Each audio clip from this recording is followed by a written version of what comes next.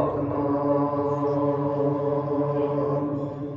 ਸ੍ਰੀ ਵਾਹਿਗੁਰੂ ਸਾਹਿਬ ਜੀ। ਸਤਿਨਾਮ ਵਾਹਿਗੁਰੂ ਸਾਹਿਬ ਜੀ। ਅੰਤਰ ਜੋਰ ਹਮੈ ਤਨ ਮਾਇਆ, ਕੂੜੀ ਆਵੈ ਜਾਏ। ਪਹਿਲੀ ਪੰਕਤੀ ਦੇ ਵਿੱਚ ਧੰਨ ਗੁਰੂ ਅਰਜਨ ਦੇਵ ਪਾਤਸ਼ਾਹ ਬਖਸ਼ਿਸ਼ ਕਰਦੇ, ਕਹਿੰਦੇ ਭਾਈ ਜਿਸ ਮਨੁੱਖ ਦੇ ਅੰਦਰ ਹਉਮੈ ਦਾ ਜੋਰ ਹੁੰਦਾ ਹੈ, ਗੁਰੂ ਪਿਆਰ ਵਾਲਿਓ, ਅੱਜ ਦਾ ਜਿਹੜਾ ਸ਼ਬਦ ਹੈ ਨਾ, ਇਹ ਗੁਰੂ ਘਰ ਆਉਣਾ ਕਿਸ ਤਰ੍ਹਾਂ ਹੈ, ਗੁਰੂ ਨੂੰ ਨਮਸਕਾਰ ਕਿਸ ਤਰ੍ਹਾਂ ਕਰਨੀ ਹੈ, ਗੁਰੂ ਤੋਂ ਕੁਝ ਪ੍ਰਾਪਤ ਕਿਵੇਂ ਕੁਝ ਕਰਨਾ ਹੈ, ਬਸ ਇਹ ਸਤਿਗੁਰੂ ਜੀਆਂ ਨੇ ਅੱਜ ਦੇ ਸ਼ਬਦ ਦੇ ਵਿੱਚ ਢੰਗ ਦੱਸ ਦਿੱਤਾ ਕਿ ਗੁਰਸਿੱਖਾ, ਤੇਰੇ ਜੀਵਨ ਦੇ ਵਿੱਚ ਕੈਸੇ ਕੈਸੇ ਗੁਣ ਹੋਣੇ ਚਾਹੀਦੇ ਨੇ ਕਿ ਤੂੰ ਗੁਰੂ ਦਾ ਪਿਆਰ ਮਾਣ ਸਕੇ। ਸਤਿਗੁਰੂ ਜੀ ਕਹਿੰਦੇ ਜਿਨ੍ਹਾਂ ਦੇ ਅੰਦਰ ਹਉਮੈ ਦਾ ਜੋਰ ਹੈ, ਦੂਜੇ ਪਾਸੇ ਤਨ ਮਾਇਆ, ਮਾਇਆ ਰੂਪੀ ਔਗਣ ਜਿਨ੍ਹਾਂ ਦੇ ਅੰਦਰ ਹੈ। ਵੇਖੋ, ਹਉਮੈ ਇੱਕ ਐਸਾ ਔਗਣ ਹੈ ਜਿਹੜਾ ਨਾਮ ਨੂੰ ਟਿਕਣ ਨਹੀਂ ਦਿੰਦਾ, ਜਿਹੜਾ ਨਾਮ ਨੂੰ ਨੇੜੇ ਤੇੜੇ ਨਹੀਂ ਰਹਿਣ ਦਿੰਦਾ। ਸਤਿਗੁਰੂ ਜੀਆਂ ਦੇ ਅੰਮ੍ਰਿਤ ਬਚਨ ਨੇ, ਕਹਿੰਦੇ ਹਉਮੈ ਨਾਵੈ ਨਾਲ ਵਿਰੋਧ ਹੈ, ਦੋਇ ਨਾ ਵਸੈ ਇਕ ਠਾਏ। ਕਹਿੰਦੇ ਹਉਮੈ ਦਾ ਪ੍ਰਮਾਤਮਾ ਦੇ ਨਾਮ ਦੇ ਨਾਲ ਇਸ ਤਰ੍ਹਾਂ ਵਿਰੋਧ ਹੈ ਕਿ ਦੋਵੇਂ ਇੱਕ ਥਾਂ ਤੇ ਟਿਕ ਨਹੀਂ ਦੇ ਸਕਦੇ। ਕਿਵੇਂ ਵਿਰੋਧ ਹੈ? ਕਹਿੰਦੇ ਜਿਵੇਂ ਚਾਨਣ ਤੇ ਹਨੇਰੇ ਦਾ ਵਿਰੋਧ ਹੈ, ਜਿਵੇਂ ਤੱਤੇ ਤੇ ਠੰਡੇ ਦਾ ਵਿਰੋਧ ਹੈ, ਜਿਵੇਂ ਧੁੱਪ ਤੇ ਛਾਂ ਦਾ ਵਿਰੋਧ ਹੈ। ਕਹਿੰਦੇ ਜਾਂ ਤਾਂ ਹਨੇਰਾ ਹੀ ਹੋਵੇਗਾ, ਜੇ ਹਨੇਰੇ ਦੇ ਵਿੱਚ ਲਾਈਟ ਲਗਾ ਦਈਏ ਤੇ ਚਾਨਣ ਹੋਵੇਗਾ। ਕਦੇ ਇਹ ਨਹੀਂ ਤੁਸੀਂ ਤੱਕਿਆ ਹੋਣਾ ਕਿ ਹਨੇਰਾ ਤੇ ਚਾਨਣ ਇਕੱਠੇ ਰਹੇ ਹੋਣ। ਜਾਂ ਤਾਂ ਕੁੱਪ ਹਨੇਰਾ ਹੋਵੇਗਾ ਤੇ ਜੇ ਲਾਈਟ ਆਨ ਕਰ ਦਈਏ ਤੇ ਗੁਰੂ ਪਿਆਰ ਵਾਲਿਓ ਚਾਨਣ ਹੋ ਜਾਂਦਾ ਹੈ, ਹਨੇਰੇ ਨੂੰ ਭੱਜਣਾ ਪੈਂਦਾ। ਤੇ ਜੇ ਹਨੇਰਾ ਆ ਗਿਆ ਤੇ ਚਾਨਣ ਨੂੰ ਦੌੜਨਾ ਪੈਂਦਾ ਹੈ। ਭਾਵ ਕਿ ਚਾਨਣ ਤੇ ਹਨੇਰਾ ਇੱਕ ਥਾਂ ਤੇ ਕਦੇ ਟਿਕ ਨਹੀਂ ਦੇ ਸਕਦੇ। ਇਸੇ ਤਰ੍ਹਾਂ ਸਤਿਗੁਰੂ ਜੀਆਂ ਦੀ ਅੰਮ੍ਰਿਤ ਬਾਣੀ ਕਹਿੰਦੀ ਹੈ, ਗੁਰੂ ਜੀ ਸਿੱਖਾ, ਜੇ ਤੇਰੇ ਅੰਦਰ ਹਉਮੈ ਹੈ ਨਾ, ਜੇ ਤੂੰ ਹਉਮੈ ਹੰਕਾਰ ਕਰਦਾ ਹੈ ਤੇ ਤੇਰੇ ਅੰਦਰ ਕਦੇ ਨਾਮ ਦਾ ਟਿਕਾਓ ਨਹੀਂ ਹੋ ਸਕਦਾ। ਸਤਿਗੁਰੂ ਜੀ ਕਹਿ ਰਹੇ ਨੇ ਨਾ, ਅੰਤਰ ਜੋਰ ਹਉਮੈ ਤਨ ਮਾਇਆ। ਕਹਿੰਦੇ ਤੇਰੇ ਅੰਦਰ ਹਉਮੈ ਦਾ ਜੋਰ ਹੈ ਤੇ ਤੇਰੇ ਅੰਦਰ ਮਾਇਆ ਹੈ। ਕਹਿੰਦੇ ਕਦੇ ਵੀ ਕੂੜੀ ਆਵੇ ਜਾਏ। ਕੂੜੀ ਹੁੰਦਾ ਹੈ ਝੂਠ, ਕਹਿੰਦੇ ਆਵੇ ਜਾਏ, ਕਹਿੰਦੇ ਉਹਦਾ ਆਉਣਾ ਜਾਣਾ ਇੱਕ ਝੂਠ ਦੀ ਬਰੋਬਰ ਹੈ। ਜਿਨ੍ਹਾਂ ਦੇ ਅੰਦਰ ਹਉਮੈ ਹੈ ਤੇ ਮਾਇਆ। ਭਾਈ ਭਗਤ ਰਵਿਦਾਸ ਜੀ ਕਹਿੰਦੇ ਪਰਮਾਤਮਾ ਜਦੋਂ ਮਨੁੱਖ ਦੇ ਅੰਦਰ ਮੈਂ ਹੁੰਦੀ ਹੈ ਨਾ, ਵੇਖੋ ਹਉ ਦਾ ਮਤਲਬ ਵੀ ਮੈਂ ਹੁੰਦਾ ਹੈ ਤੇ ਮੈਂ ਦਾ ਮਤਲਬ ਵੀ ਮੈਂ। ਜਿਹੜਾ ਕੇਵਲ ਮੈਂ ਸੰਸਾਰ ਦੇ ਵਿੱਚ ਕਰਦਾ ਹੈ, ਆਪਣੇ ਆਪ ਨੂੰ ਉੱਚਾ ਸਮਝਦਾ ਹੈ, ਦੂਜਿਆਂ ਨੂੰ ਨੀਵਾਂ ਜਾਣਦਾ। ਆਪਸ ਕੋ ਦੀਰਘ ਕਰ ਜਾਣਾ ਔਰਨ ਕੋ ਲਗ ਮਾਤ ਕੇ, ਆਪਣੇ ਆਪ ਨੂੰ ਉੱਚਾ ਜਾਣਨਾ ਤੇ ਦੂਜੇ ਨੂੰ ਨੀਵਾਂ ਜਾਣਨਾ। ਕਹਿੰਦੇ ਇਹਨੂੰ ਹਉਮੈ ਕਹਿੰਦੇ ਆ। ਭਗਤ ਰਵਿਦਾਸ ਜੀ ਦਾ ਸ਼ਬਦ ਹੈ, ਕਹਿੰਦੇ ਪਰਮਾਤਮਾ ਜਗ ਹਮ ਹੋਤੇ ਤਬ ਤੂੰ ਨਾਹੀ। ਇਹ ਪਰਮਾਤਮਾ ਜਦੋਂ ਮਨੁੱਖ ਦੇ ਅੰਦਰ ਮੈਂ ਹੁੰਦੀ ਹੈ ਨਾ, ਜਬ ਹਮ ਤੋਂ ਭਾਵ ਮੈਂ, ਜਬ ਹਮ ਹੋਤੇ ਤਬ ਤੂੰ ਨਾਹੀ। ਜਦੋਂ ਮਨੁੱਖ ਦੇ ਅੰਦਰ ਮੈਂ ਹੁੰਦੀ ਹੈ, ਉਦੋਂ ਪਰਮਾਤਮਾ ਤੋਂ ਨਹੀਂ ਹੁੰਦਾ। ਇਹ ਹੈ ਕਿ ਨਾਮ ਤੇ ਹਉਮੈ ਇੱਕ ਥਾਂ ਤੇ ਦੋਵੇਂ ਟਿਕਦੇ ਨਹੀਂ। ਜਬ ਹਮ ਹੋਤੇ ਤਬ ਤੂੰ ਨਾਹੀ, ਅਬ ਤੂੰ ਹੀ ਮੈਂ ਨਾਹੀ। ਪਰਮਾਤਮਾ ਜਦੋਂ ਮੇਰੇ ਵਿੱਚ ਮੈਂ ਸੀ ਤੇ ਤੂੰ ਮੇਰੇ ਅੰਦਰ ਨਹੀਂ ਸੀ। ਹੁਣ ਤੂੰ ਹੈ ਤੇ ਮੇਰੀ ਮੈਂ ਖਤਮ ਹੋ ਗਈ ਹੈ। ਭਾਵ ਕਿ ਹਉਮੈ ਦੇ ਨਾਮ ਦਾ ਟਿਕਾਓ ਨਹੀਂ। ਤੇ ਅਗਲਾ ਸ਼ਬਦ ਵਰਤਿਆ ਸਤਿਗੁਰੂ ਜੀਆਂ ਨੇ ਮਾਇਆ। ਹੁਣ ਇਹ ਸਮਝ ਲਈਏ ਕਿ ਮਾਇਆ ਹੁੰਦੀ ਕੀ ਹੈ। ਕੇਵਲ ਇੱਕ ਪੈਸਾ ਮਾਇਆ ਨਹੀਂ ਹੁੰਦਾ ਗੁਰੂ ਪਿਆਰੇ ਵਾਲਿਓ। ਅਸੀਂ ਜਦੋਂ ਮਾਇਆ ਦਾ ਸ਼ਬਦ ਵਰਤਦੇ ਹਾਂ ਤੇ ਸਮਝ ਲੈਂਦੇ ਹਾਂ ਕਿ ਸਹਿਜ ਪੈਸਾ ਹੀ ਮਾਇਆ ਹੈ। ਧੰਨ ਗੁਰੂ ਅਮਰਦਾਸ ਪਾਤਸ਼ਾਹ ਨੂੰ ਪੁੱਛੀਏ ਕਿ ਸਤਿਗੁਰੂ ਜੀ ਸਾਨੂੰ ਦੱਸਣਾ ਕਰੋ ਕਿ ਮਾਇਆ ਕਿਹਨੂੰ ਕਹਿੰਦੇ ਨੇ। ਸਤਿਗੁਰੂ ਜੀ ਕਹਿੰਦੇ ਇਹ ਮਾਇਆ ਜਿਤ ਹਰ ਵਿਸਰੈ, ਮੋਹ ਉਪਜੈ ਭਾਉ ਤੁਜਾ ਲਾਇਆ। ਕਹਿੰਦੇ ਮਾਇਆ ਉਹ ਹੈ ਜਿਸ ਨਾਲ ਪ੍ਰਮਾਤਮਾ ਵਿਸਰ ਜਾਵੇ। ਉਹ ਮਾਇਆ ਸਾਡਾ ਪਰਿਵਾਰ ਵੀ ਹੋ ਸਕਦਾ ਹੈ ਗੁਰੂ ਪਿਆਰੇ ਵਾਲਿਓ। ਜੇ ਪਰਿਵਾਰ ਦੇ ਮੋਹ ਵਿੱਚ ਪੈ ਕੇ ਪਰਮਾਤਮਾ ਦੇ ਗੁਣ ਭੁੱਲ ਜਾਈਏ ਨਾ ਤੇ ਪਰਿਵਾਰ ਵੀ ਸਾਡਾ ਮਾਇਆ ਹੈ। ਉਹ ਪਦਾਰਥ ਵੀ ਮਾਇਆ ਹੋ ਸਕਦੇ ਨੇ। ਜਿਨ੍ਹਾਂ ਪਦਾਰਥਾਂ ਦਾ ਰਸ ਚੱਖ ਕੇ ਪਰਮਾਤਮਾ ਨੂੰ ਭੁੱਲ ਜਾਵੇ ਉਹ ਪਦਾਰਥ ਵੀ ਮਾਇਆ ਹੈ। ਮਾਫ ਕਰਨਾ ਜੇ ਬਹੁਤਾ ਪੈਸਾ ਬਹੁਤੀ ਸਾਡੇ ਕੋਲੇ ਪੂੰਜੀ ਹੈ, ਜੇ ਪੂੰਜੀ ਦੇ ਵਿੱਚ ਲੱਗ ਕੇ ਪਰਮਾਤਮਾ ਨੂੰ ਭੁੱਲ ਜਾਈਏ ਤੇ ਪੂੰਜੀ ਵੀ ਮਾਇਆ ਬਣ ਜਾਂਦੀ ਹੈ। ਸਤਿਗੁਰੂ ਜੀ ਕਹਿੰਦੇ ਇਹ ਮਾਇਆ ਜਿਤ ਹਰ ਵਿਸਰੈ, ਜਿਸ ਵਿੱਚ ਲੱਗ ਕੇ ਪਰਮਾਤਮਾ ਨੂੰ ਭੁੱਲ ਜਾਈਏ ਉਹ ਸਾਰਾ ਕੁਝ ਮਾਇਆ ਦਾ ਰੂਪ ਹੈ। ਜੇ ਪਰਿਵਾਰ ਸਾਡਾ ਸਾਨੂੰ ਗੁਰੂ ਦੇ ਨਾਲ ਜੁੜਨ ਦੇ ਵਿੱਚ ਸੰਯੋਗ ਦੇ ਰਿਹਾ ਹੈ, ਪਰਿਵਾਰ ਮਾਇਆ ਨਹੀਂ ਹੋ ਸਕਦਾ, ਪਰਿਵਾਰ ਸਾਡਾ ਸੰਯੋਗੀ ਹੋ ਸਕਦਾ ਹੈ।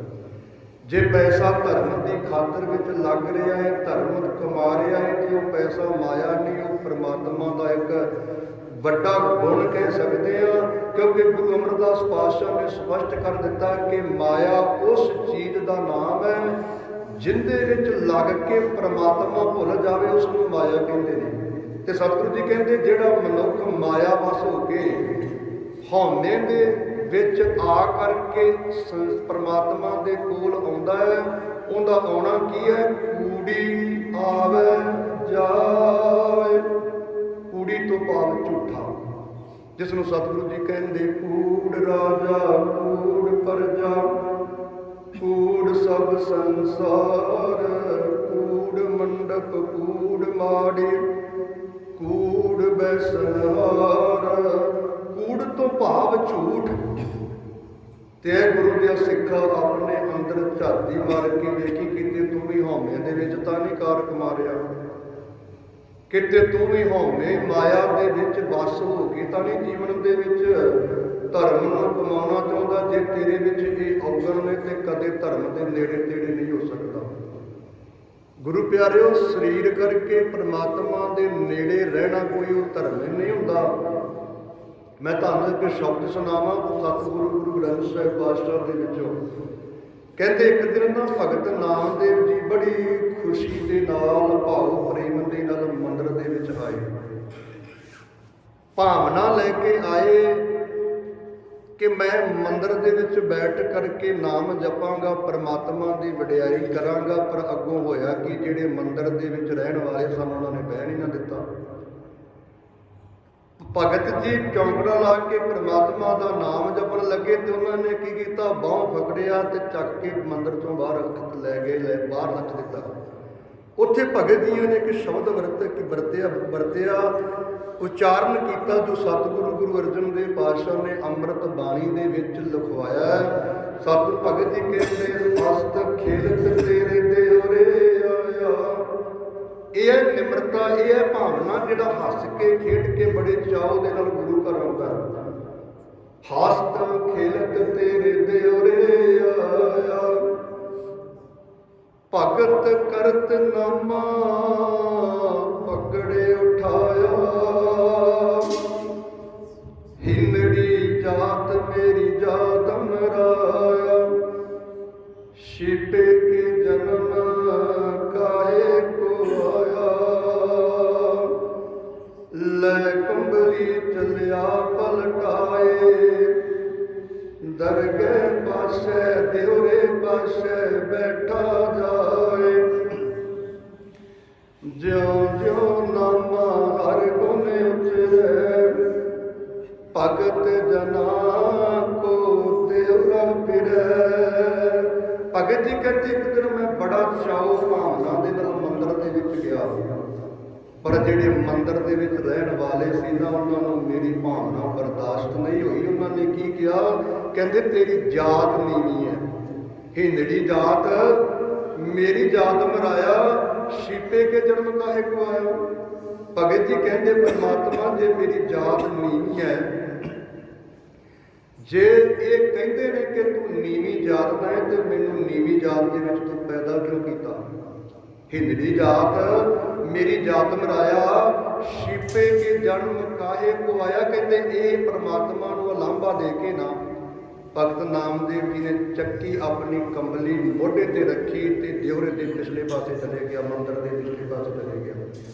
ਕਹਿੰਦੇ ਉੱਥੇ ਜਾ ਕੇ ਚੌਂਕੜਾ ਲਾ ਲਿਆ ਤੇ ਉੱਥੇ ਜਾ ਕੇ ਜਦੋਂ ਨਾਮ ਜਪਿਆ, ਜਿਉਂ-ਜਿਉਂ ਨਾਮਾ ਹਰ ਗੁਣ ਉਚਰੈ, ਭਗਤ ਜਨਾ ਕੋ ਦੇਹੁਰਾ ਫਿਰੈ। ਕਹਿੰਦੇ ਜਿਉਂ-ਜਿਉਂ ਨਾਮਦੇਵ ਜੀ ਪ੍ਰਮਾਤਮਾ ਦਾ ਨਾਮ ਜਪਦੇ ਨੇ ਤੇ ਮੰਦਰ ਘੁੰਮ ਰਿਹਾ, ਪ੍ਰਮਾਤਮਾ ਮੰਦਰ ਨੂੰ ਹੀ ਘੁਮਾ ਰਿਹਾ।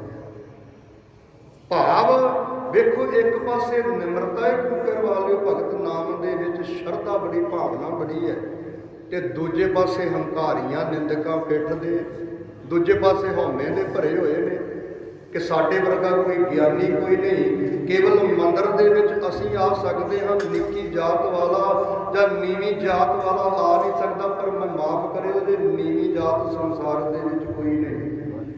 ਸਤਿਗੁਰੂ ਜੀ ਕਹਿੰਦੇ ਨੇ, ਕਹਿੰਦੇ ਮਾਨਸ ਕੀ ਜਾਤ ਸਭੈ ਕਹਿ ਪਛਾਨਬੋ। ਕਹਿੰਦੇ ਮਾਨਸ ਦੀ ਜਾਤ ਕੇਵਲ ਮਾਨਸ ਦੀ ਹੀ ਹੈ, ਉਹ ਮਾਨਸ ਦੇ ਉਹ ਸਫਲ ਹੈ ਜਿਹੜੀ ਪ੍ਰਮਾਤਮਾ ਦਾ ਨਾਮ ਜਪੇਗੀ। ਜਿਹੜੀ ਨਾਮ ਨਹੀਂ ਜਪਦੀ ਉਹ ਭਾਵੇਂ ਆਪਣੇ ਆਪ ਨੂੰ ਉੱਚਾ ਸਦਾਵੇ, ਆਪਣੇ ਆਪ ਨੂੰ ਹਉਮੈ ਵਿੱਚ ਭਰਿਆ ਹੋਵੇ, ਸਤਿਗੁਰੂ ਜੀਆਂ ਨੇ ਉਸ ਨੂੰ ਪਿੱਠ ਦਿੱਤੀ ਹੈ। ਵੇਖੋ, ਇੱਕ ਇਤਿਹਾਸ ਦੇ ਵਿੱਚੋਂ, ਗੁਰਬਾਣੀ ਦੇ ਵਿੱਚੋਂ ਤੁਹਾਨੂੰ ਇੱਕ ਸ਼ਬਦ ਹੋਰ ਸੁਣਾਵਾਂ। ਇੱਕ ਪਾਸੇ ਭਗਤ ਪ੍ਰਹਿਲਾਦ ਹੈ, ਦੂਜੇ ਪਾਸੇ ਹਰਨਾਕਸ਼ ਹੈ। ਹਰਨਾਕਸ਼ ਹਉਮੈ ਨਾਲ ਭਰਿਆ, ਕਹਿੰਦਾ ਮੈਂ ਹੀ ਪਰਮਾਤਮਾ, ਤਾਂ ਆਪਣੀ ਪ੍ਰਜਾ ਨੂੰ ਕਹਿੰਦਾ ਸਾਰੀ ਕੋ ਜਲੇ ਹਰਨਾਕਸ਼ ਥਲੇ ਹਰਨਾਕਸ਼, ਕਿਉਂਕਿ ਹਉਮੈ ਦਾ ਸਵਾਰ ਸੀ ਨਾ ਗੁਰੂ ਘਰ ਵਾਲਿਓ। ਤੇ ਦੂਜੇ ਪਾਸੇ ਉਹਦੇ ਘਰ ਦੇ ਵਿੱਚ ਹੀ ਉਹਦਾ ਪੁੱਤਰ ਕਹਿੰਦਾ ਤੂੰ ਕੌਣ ਹੈ ਪਿਤਾ ਜੀ? ਕੇਵਲ ਪਰਮਾਤਮਾ ਇਸ ਸੰਸਾਰ ਦੇ ਵਿੱਚ ਸੱਚ ਹੈ, ਸਭ ਕੁਝ ਝੂਠ ਹੈ, ਕੇਵਲ ਪਰਮਾਤਮਾ ਸੱਚ ਹੈ। ਤੇ ਵੇਖੋ ਗੁਰੂ ਘਰ ਵਾਲਿਓ, ਭਗਤ ਪ੍ਰਹਿਲਾਦ ਨੇ ਸੱਚ ਦਾ ਰਸਤਾ ਨਹੀਂ ਛੱਡਿਆ ਤੇ ਹਰਨਾਕਸ਼ ਨੇ ਹਉਮੈ ਦਾ ਰਸਤਾ ਨਹੀਂ ਛੱਡਿਆ। ਤੇ ਨਤੀਜਾ ਆਪਦੇ ਸਾਹਮਣੇ ਸਤਿਗੁਰੂ ਜੀਆਂ ਨੇ ਲਿਖ ਦਿੱਤਾ, ਹਰ ਜੁਗ ਜੁਗ ਭਗਤ ਉਪਾਇਆ, ਪੈਜ ਰੱਖਦਾ ਆਇਆ ਰਾਮ ਰਾਜੇ, ਹੰਕਾਰੀਆਂ ਨਿੰਦਕਾਂ ਕੋ ਪਿੱਠ ਦੇ, ਨਾਮ ਦਿਓ ਮੁਖ ਲਾਇਆ। ਕਹਿੰਦੇ ਹਰਨਾਕਸ਼ ਦੁਸ਼ਟਰ ਮਾਰਿਆ, ਪ੍ਰਹਿਲਾਦ ਤਰਾਇਆ। ਕਹਿੰਦੇ ਹਰਨਾਕਸ਼ ਜਿਹੜਾ ਦੁਸ਼ਟ ਹੋ ਗਿਆ ਸੀ ਹਉਮੈ ਵਿੱਚ ਲੱਗ ਕਰਕੇ, ਕਹਿੰਦੇ ਪ੍ਰਮਾਤਮਾ ਨੇ ਉਸ ਨੂੰ ਮਾਰ ਦਿੱਤਾ ਤੇ ਭਗਤ ਨੂੰ ਤਾਰ ਦਿੱਤਾ। ਤੇ ਨਾਲ ਹੀ ਉਹੀ ਉਦਾਹਰਨ ਦੇ ਦਿੱਤੀ, ਕਹਿੰਦੇ ਨਾਮ ਦਿਓ ਮੁਖ ਲਾਇਆ, ਤੇ ਜਿਹੜੇ ਹੰਕਾਰੀ ਸੀ ਨਾ ਉਹਨਾਂ ਨੂੰ ਪਿੱਠ ਦੇ ਦਿੱਤੀ, ਜਿਹੜੇ ਹਉਮੈ ਨਾਲ ਭਰੇ ਹੋਏ ਸੀ। ਤੇ ਸਤਿਗੁਰੂ ਜੀ ਕਹਿੰਦੇ ਗੁਰੂ ਜੀ ਸਿੱਖਾ, ਇਹ ਕੇਵਲ ਪੜ੍ਹਨ ਮਾਤਰ ਗੱਲਾਂ ਨਹੀਂ, ਇਹ ਗੁਰੂ ਦੀ ਬਾਣੀ ਕੇਵਲ ਪੜ੍ਹਨ ਮਾਤਰ ਨਹੀਂ। ਜੇ ਤੇਰੇ ਵਿੱਚ ਵੀ ਇਹ ਔਗਣ ਨੇ ਨਾ, ਤੇ ਤੇਰਾ ਵੀ ਆਉਣਾ ਜਾਣਾ ਸਫਲ ਨਹੀਂ ਹੋਣਾ। ਤੇਰਾ ਵੀ ਸੰਸਾਰ ਦੇ ਵਿੱਚ ਆਇਆ ਤਾਂ ਗੁਰੂ ਘਰ ਆਇਆ ਸਫਲ ਨਹੀਂ ਹੋਣਾ। ਜੇ ਤੇਰੇ ਅੰਦਰ ਹਉਮੈ ਹੈ, ਜੇ ਗੁਰੂ ਘਰ ਆ ਕੇ ਤੂੰ ਕੇਵਲ ਦੂਜਿਆਂ ਦੇ ਔਗਣ ਹੀ ਫਰੋਲਦਾ ਰਿਹਾ, ਜੇ ਗੁਰੂ ਘਰ ਆ ਕੇ ਦੂਜਿਆਂ ਦੇ ਔਗਣ ਕੱਟਦਾ ਰਿਹਾ, ਤੇ ਜਿਹੜਾ ਕੰਮ ਕਰਨ ਆਇਆ ਸੀ, ਕੰਮ ਕਿਹੜਾ ਕਰਨ ਆਇਆ ਸੀ? ਗੁਰੂ ਕੋਲੋਂ ਕੁਝ ਪ੍ਰਾਪਤ ਕਰਨ ਆਇਆ ਸੀ। ਕਹਿੰਦੇ ਉਹ ਪ੍ਰਾਪਤ ਨਾ ਕੀਤਾ, ਕੇਵਲ ਪਾਸੇ ਸੱਜੇ ਖੱਬੇ ਦੇਖ ਕੇ ਚਲੇ ਗਿਆ, ਤੇ ਕਹਿੰਦੇ ਪੱਲੇ ਤੇਰੇ ਵੀ ਕੱਖ ਨਹੀਂ ਪੈਣਾ। ਵੇਖੋ ਗੁਰੂ ਘਰ ਵਾਲਿਓ, ਗੱਲ ਕਰਦੇ ਆ ਹਉਮੈ ਦੀ। ਹਉਮੈ ਕੀ ਹੈ? ਹਉਮੈ ਵੀ ਇੱਕ ਭਾਂਡਾ ਹੈ। ਉਹ ਭਾਂਡਾ ਕਿਹੜਾ ਹੈ? ਉਹ ਭਾਂਡਾ ਪੁੱਠਾ ਭਾਂਡਾ ਹੈ ਗੁਰੂ ਘਰ ਵਾਲਿਓ। ਇੱਕ ਸ਼ਰਧਾ ਹੈ। ਸ਼ਰਧਾ ਕੀ ਹੈ? ਸ਼ਰਧਾ ਵੀ ਇੱਕ ਭਾਂਡਾ ਹੈ। ਸ਼ਰਧਾ ਹੈ ਸਿੱਧਾ ਭਾਂਡਾ, ਹਉਮੈ ਹੈ ਪੁੱਠਾ ਭਾਂਡਾ। ਹੁਣ ਭਾਂਡਾ ਇੱਕ ਤਾਂ ਕਿਸੇ ਦੇ ਕੋਲੇ ਜ਼ਰੂਰ ਹੈ, ਜਾਂ ਤਾਂ ਹਉਮੈ ਦਾ ਹੈ ਤੇ ਜਾਂ ਸ਼ਰਧਾ ਦਾ ਹੈ। ਜੇ ਤਾਂ ਸ਼ਰਧਾ ਦਾ ਭਾਂਡਾ ਹੈ ਤੇ ਸਾਡੇ ਭਾਂਡੇ ਵਿੱਚ ਕੁਝ ਨਾ ਕੁਝ ਜ਼ਰੂਰ ਗੁਰੂ ਪਾਵੇਗਾ, ਇਹ ਗੁਰੂ ਦੀ ਬਖਸ਼ਿਸ਼ ਹੀ ਹੈ। ਤੇ ਜੇ ਸਾਡਾ ਭਾਂਡਾ ਹੀ ਗੁਰੂ ਘਰ ਵਾਲੇ ਉਲਟਾ ਹੈ ਤੇ ਉਲਟੇ ਭਾਂਡੇ ਵਿੱਚ ਲੱਗ ਤਾਂ ਕੁਝ ਜਾਵੇਗਾ, ਫਿਰ ਥੱਲੇ ਡਿੱਗ ਪਵੇਗਾ। ਇੱਕ ਸ਼ਬਦ ਪੜ੍ਹਦੇ ਆਪਾਂ ਬਾਣੀ ਦੇ ਵਿੱਚ, ਅੰਦਰ ਸੱਚਾ ਨੇੜੋ ਲਾਇਆ ਪ੍ਰੀਤਮ ਆਪਣੇ ਤਨ ਮਨ ਹੋਏ ਨਿਹਾਲ ਜਾ ਗੁਰ ਦੇਖਾ ਸਾਹਮਣੇ। ਕਹਿੰਦੇ ਪ੍ਰਮਾਤਮਾ ਕਦੋਂ ਤਨ ਤੇ ਮਨ ਸਾਡਾ ਨਿਹਾਲ ਹੁੰਦਾ ਹੈ? ਜਦੋਂ ਪ੍ਰਮਾਤਮਾ ਅਸੀਂ ਸਾਹਮਣੇ ਦੇਖਦੇ ਹਾਂ। ਵੇਖੋ ਪ੍ਰਮਾਤਮਾ ਤਾਂ ਸਾਡੇ ਸਾਹਮਣੇ ਹੈ। ਪ੍ਰਮਾਤਮਾ ਕੌਣ ਹੈ? ਵਾਹ ਵਾਹ ਬਾਣੀ ਨਿਰੰਕਾਰ ਹੈ। ਹੁਣ ਪ੍ਰਮਾਤਮਾ ਦਾ ਸਾਹਮਣੇ ਵੇਖਦੇ ਆ, ਪਰ ਕਦੇ ਤੱਕਿਆ ਕਿ ਅਸੀਂ ਗੁਰੂ ਦੇ ਸਾਹਮਣੇ ਆ? ਗੁਰੂ ਘਰ ਵਾਲੇ, ਕਿ ਅਸੀਂ ਗੁਰੂ ਦੇ ਸਾਹਮਣੇ ਆ? ਕਿ ਭਾਂਡਾ ਸਾਡਾ ਸਿੱਧਾ ਹੈ ਗੁਰੂ ਦੇ ਸਾਹਮਣੇ? ਕਿ ਸਾਡੇ ਵਿੱਚ ਸ਼ਰਧਾ ਹੈ? ਕਿ ਜੇ ਕੁਝ ਅਸੀਂ ਪ੍ਰਾਪਤ ਕਰਨ ਆਏ ਆ ਉਹ ਵਸਤ ਸਾਡੇ ਕੋਲ ਹੈ ਜਾਂ ਗੁਰੂ ਤੋਂ ਮੰਗਦੇ ਆ?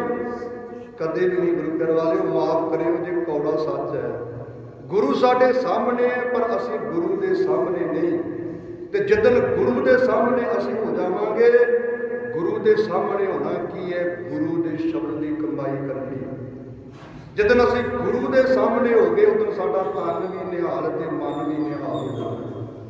ਕਿਉਂਕਿ ਸਤਿਗੁਰੂ ਜੀ ਦਾ ਬਚਨ ਹੈ, ਝੂਠਾ ਤਾਂ ਹੋ ਨਹੀਂ ਸਕਦਾ, ਕਿਉਂਕਿ ਤਿੰਨਾਂ ਲੋਕਾਂ ਦੀ ਸੱਚੀ ਬਾਣੀ ਹੈ ਕਿ ਤਨ ਮਨ ਹੋਏ ਨਿਹਾਲ ਜਾਂ ਗੁਰ ਦੇਖਾ ਸਾਹਮਣੇ।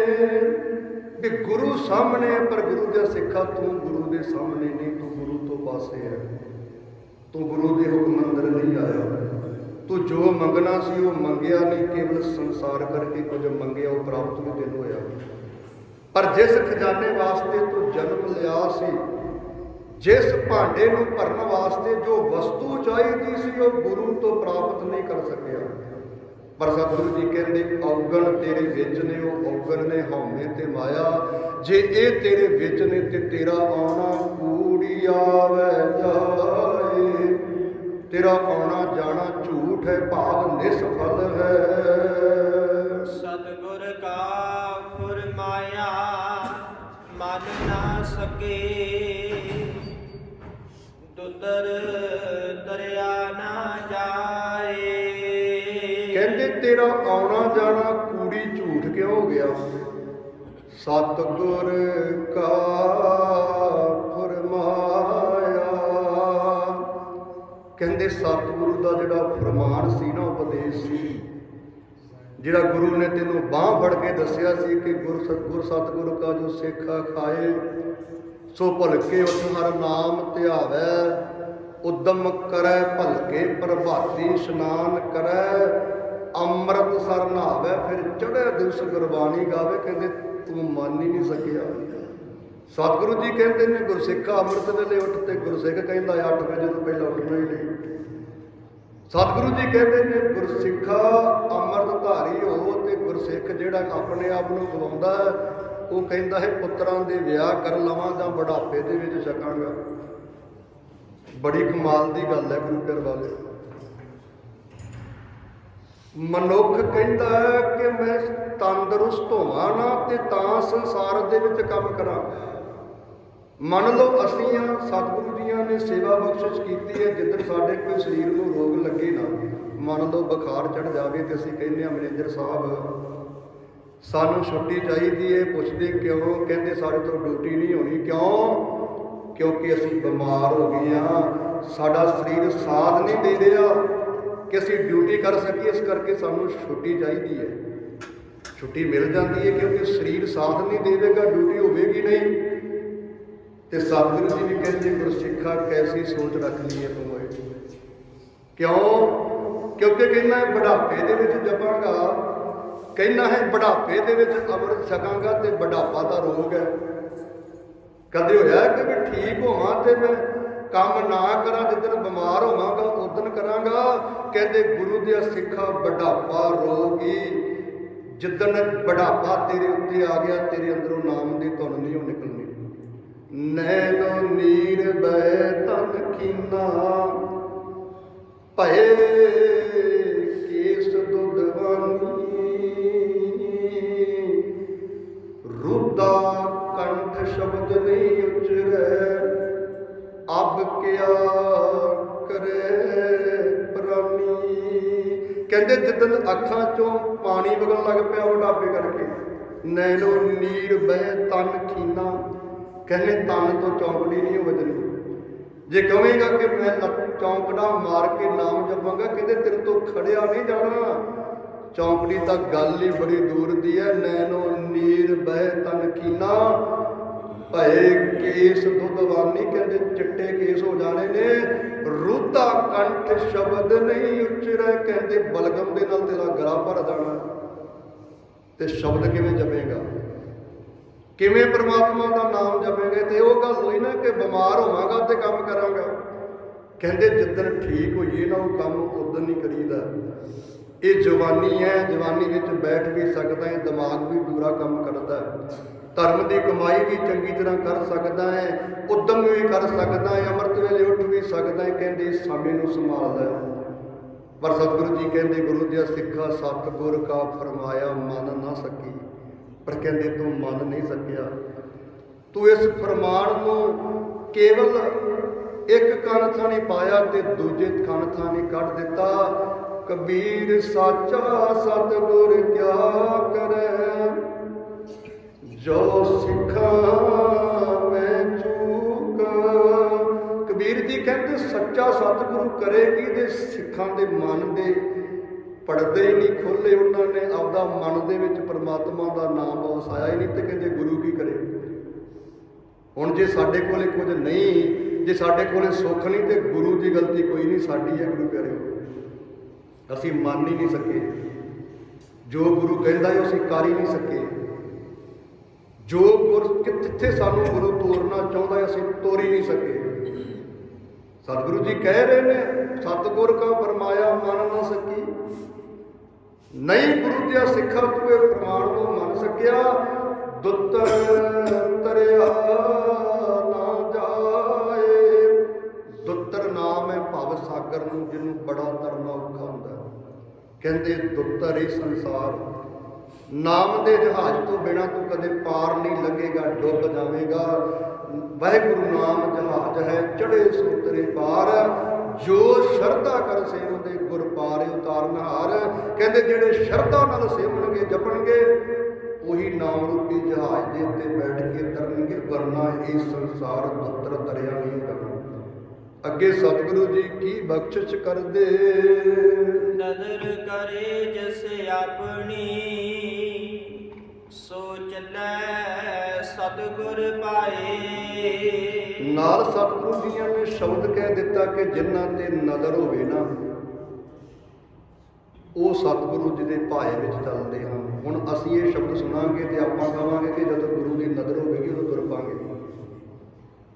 ਨਜ਼ਰ ਗੁਰੂ ਪਿਆਰ ਵਾਲਿਓ ਉਹਨਾਂ ਤੇ ਹੁੰਦੀ ਹੈ ਜਿਹੜੇ ਗੁਰੂ ਵੱਲ ਮੁਖ ਕਰਦੇ ਨੇ। ਮੇਰਾ ਬਹੁਤਾ ਵਿਸ਼ਾ ਇਹ ਹੁੰਦਾ ਹੈ ਕਿ ਗੁਰੂ ਵੱਲ ਮੁਖ ਕਰਕੇ ਤੁਰੋ।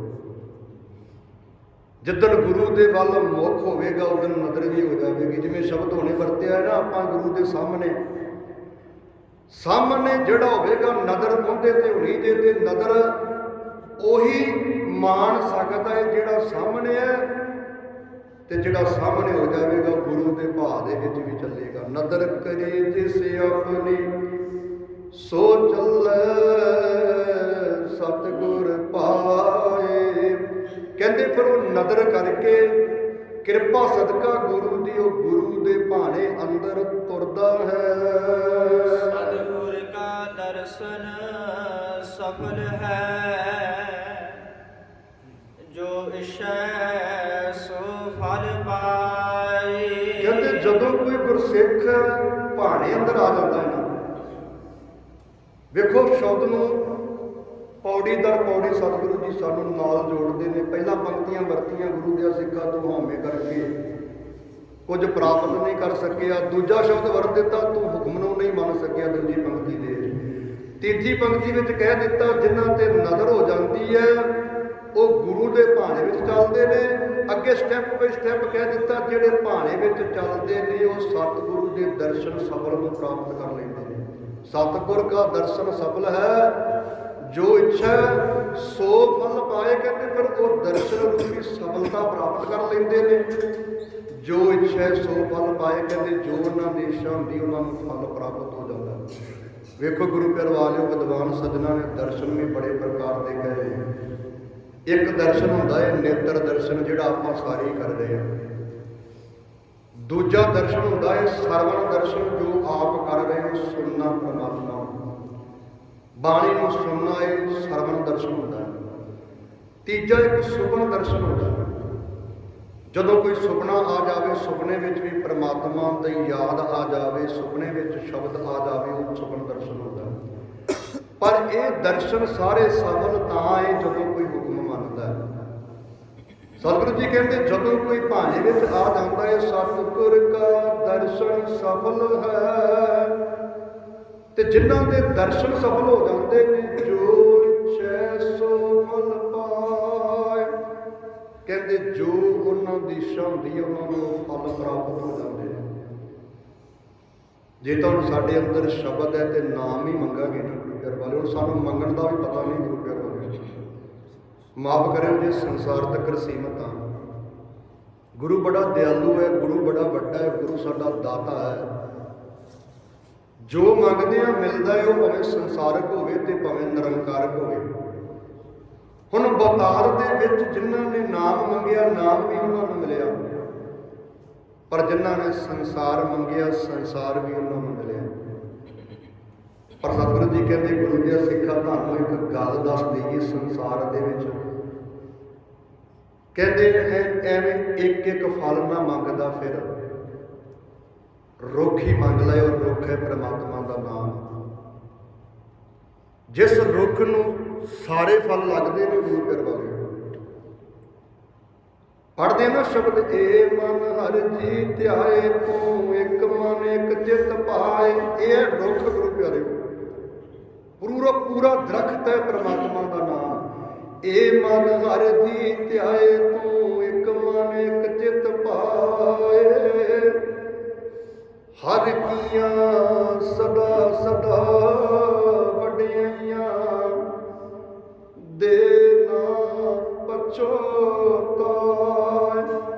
ਸਤਿਗੁਰੂ ਜੀ ਕਹਿੰਦੇ ਇਹ ਮਨ ਐ ਮਨੁੱਖ ਇੱਕੋ ਪਰਮਾਤਮਾ ਦਾ ਨਾਮ ਧਿਆਨ ਦਾ ਤਰੀਕਾ ਤੈਨੂੰ ਦੱਸਦੇ ਆ। ਇੱਕ ਮਨ ਇੱਕ ਚਿੱਤ ਭਾਏ, ਕਹਿੰਦੇ ਜਿੱਦਣ ਇੱਕ ਮਨ ਤੇ ਇੱਕ ਚਿੱਤ ਦੇ ਨਾਲ ਪਰਮਾਤਮਾ ਨੂੰ ਨਾਮ ਨੂੰ ਜਪੇਗਾ, ਹਰਿ ਕੀਆਂ ਸਦਾ ਸਦਾ ਵਡਿਆਈਆਂ, ਹਰੀ ਦੀਆਂ ਸਦਾ ਸਦਾ ਵਡਿਆਈਆਂ ਤੈਨੂੰ ਪ੍ਰਾਪਤ ਹੋ ਜਾਣਗੀਆਂ। ਉਹ ਵਡਿਆਈਆਂ ਦੇਣ ਵਾਲਾ ਦੇ ਕੇ ਵਡਿਆਈਆਂ ਕਦੇ ਪਛਤਾਵੇਗਾ ਨਹੀਂ। ਇਹ ਹੈ ਰੁੱਖ ਨੂੰ ਮੰਗਣਾ, ਇਹ ਹੈ ਪਰਮਾਤਮਾ ਨੂੰ ਮੰਗਣਾ। ਸੰਸਾਰ ਵੀ ਮੰਗਦੇ ਆ, ਮਿਲਦਾ ਹੈ ਗੁਰੂ ਪਿਆਰੇ ਵਾਲਿਓ। ਆਪ ਬੈਠੇ ਹੋ, ਬੜਾ ਕੁਝ ਮੰਗਿਆ ਹੈ, ਬੜਾ ਕੁਝ ਆਪ ਜੀ ਨੂੰ ਪ੍ਰਾਪਤ ਹੋਇਆ। ਗੱਲ ਹੈ ਸ਼ਰਧਾ ਦੀ, ਗੱਲ ਹੈ ਭਾਵਨਾ ਦੀ। ਭਾਈ ਗੁਰਦਾਸ ਜੀ ਕਹਿੰਦੇ ਭਾਵਨੀ ਭਗਤ ਭਾਏ, ਕੌਡੀ ਅਗਰ ਭਾਗ ਰਾਖੇ ਤਾਹੇ ਗੁਰ ਸਰਬ ਨਿਧਾਨ ਦਾਨ ਦੇਤ ਹੈ। ਕਹਿੰਦੇ ਭਾਵਨਾ ਬਣਾ ਕੇ ਤੂੰ ਕੌਡੀ ਭੇਟ ਕਰ ਗੁਰੂ ਨੂੰ, ਕਹਿੰਦੇ ਜੋ ਕੁਝ ਮੰਗੇਗਾ ਉਹ ਤੈਨੂੰ ਪ੍ਰਾਪਤ ਹੋ ਜਾਣਾ ਹੈ। ਗੱਲ ਤੇਰੀ ਭਾਵਨਾ ਦੀ ਹੋ, ਗੱਲ ਸ਼ਰਧਾ ਦੀ ਹੋ। ਜੇ ਸ਼ਰਧਾ ਕਰਕੇ ਸੰਸਾਰ ਦਾ ਮੰਗਿਆ ਤੈਨੂੰ ਪ੍ਰਾਪਤ ਹੋਇਆ, ਜਿੱਦਣ ਸ਼ਰਧਾ ਕਰਕੇ ਪਰਮਾਤਮਾ ਨੂੰ ਮੰਗੇਗਾ, ਪਰਮਾਤਮਾ ਤੇਰੇ ਹਿਰਦੇ ਵਿੱਚ ਆ ਕਰਕੇ ਬੈਠ ਜਾਵੇਗਾ। ਸਤਿਗੁਰੂ ਜੀ ਕਹਿੰਦੇ ਸਮਾਂ ਨਹੀਂ ਕਿ ਬਹੁਤਾ ਵਿਸ਼ਾ ਛੇੜ ਸਕੀਏ, ਸਮਾਂ ਸੰਪੂਰਨ ਹੈ। ਸਤਿਗੁਰੂ ਜੀ ਅੱਗੇ ਕੀ ਬਖਸ਼ਿਸ਼ ਕਰਦੇ ਹਨ। ਜਿਨੀ ਸਤਿਗੁਰ ਮੰਨਿਆ, ਹਾਂ ਤਿਨ ਕੇ ਲਾਗੋਂ ਪਾਏ। ਕਹਿੰਦੇ ਜਿਨ੍ਹਾਂ ਨੇ ਸਤਿਗੁਰੂ ਨੂੰ ਮੰਨਿਆ, ਹਾਂ ਤਿਨ ਕੇ ਲਾਗੋਂ ਪਾਏ। ਕਹਿੰਦੇ ਪਰਮਾਤਮਾ ਉਹਨਾਂ ਦੇ ਨੇੜੇ ਹੈ। ਨਾਨਕ ਤਾਕਾ ਦਾਸ ਹੈ, ਜੇ ਅਨ ਦਿਨ ਰਹਿ ਲਿਵ ਲਾਏ।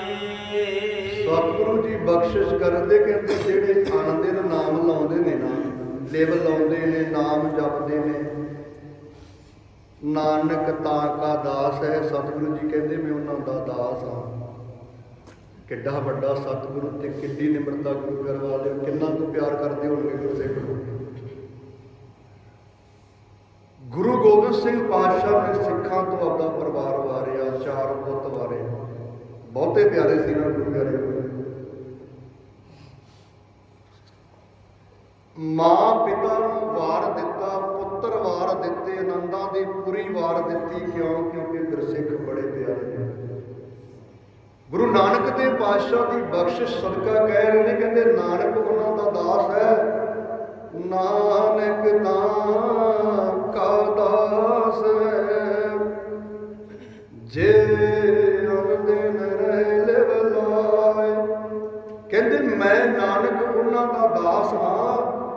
ਕਿੰਨਾਂ ਦਾ ਜਿਹੜੇ ਆਨੰਦੇ ਨੇ ਨਿਤਾ ਪ੍ਰਤੀ ਪ੍ਰਮਾਤਮਾ ਦੇ ਨਾਮ ਦੇ ਵਿੱਚ ਲਿਵ ਜੋੜੀ ਰੱਖਦੇ ਨੇ। ਕਹਿੰਦੇ ਮੈਂ ਨਾਨਕ ਉਹਨਾਂ ਦਾ ਦਾਸ ਹਾਂ।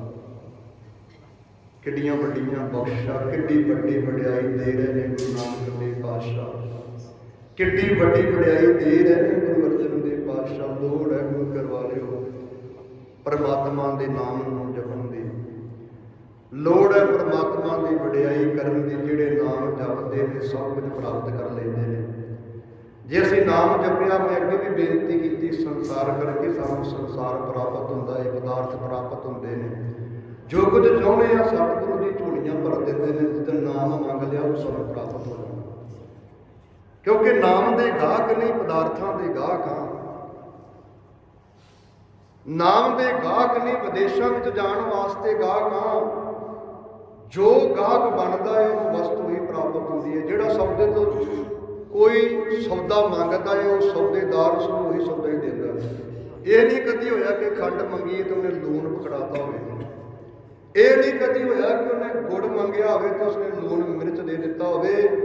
ਜੋ ਮੰਗਿਆ ਉਹੀ ਤੋੜਦਾ। ਤੇ ਸਤਿਗੁਰੂ ਜੀ ਵੀ ਸਾਡੇ ਵੱਡੇ ਦਾਤੇ ਨੇ। ਜਿਹੜਾ ਜੋ ਗਾਹਕ ਬਣ ਕੇ ਆਵੇਗਾ, ਜੋ ਵਸਤੂ ਮੰਗੋਗਾ ਸਾਈ ਵਸਤ ਪ੍ਰਾਪਤ ਹੋਵੇ। ਕਹਿੰਦੇ ਉਹੀ ਵਸਤੂ ਦੀ ਝੋਲੀ ਵਿੱਚ ਪੈਂਦੀ। ਉਹ ਲੋੜ ਹੈ ਕਿ ਅਸੀਂ ਮੰਗਣਾ ਕੀ ਹੈ, ਕੀ ਗੁਰੂ ਤੋਂ ਮੰਗਣਾ ਹੈ, ਕੀ ਅਰਦਾਸ ਕਰਨੀ ਹੈ ਜਾਂ ਕਰਾਉਣੀ ਹੈ। ਇਹ ਸਾਡੇ ਤੇ ਨਿਰਭਰ ਹੈ। ਜੋ ਕਰਦੇ ਉਹ ਗੁਰੂ ਦੇ ਜ਼ਰੂਰ ਦਿੰਦਾ। ਸੋ ਮਾਫ ਕਰਿਓ, ਸਤਿਗੁਰੂ ਦੀ ਕਿਰਪਾ ਕਰੋ। ਬਾਣੀ ਪੜ੍ਹਦੇ ਹਾਂ ਕਰੋ, ਕਥਾ ਵਿਚਾਰਾ ਕਰਦੇ ਹਾਂ ਕਰੋ। ਕਈ ਤਰ੍ਹਾਂ ਦੀਆਂ ਭੁੱਲਾਂ ਹੋਈਆਂ ਨੇ।